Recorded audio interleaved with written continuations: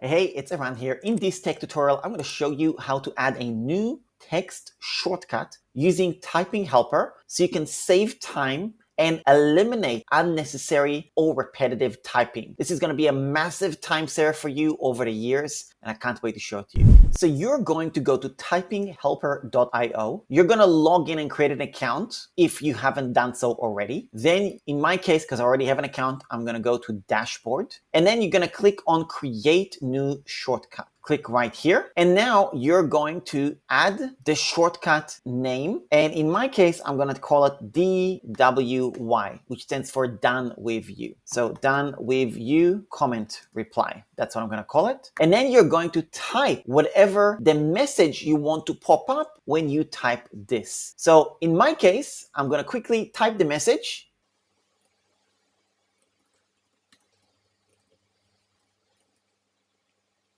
So this is the message. You can see that this is quite extensive and also it's spaced out.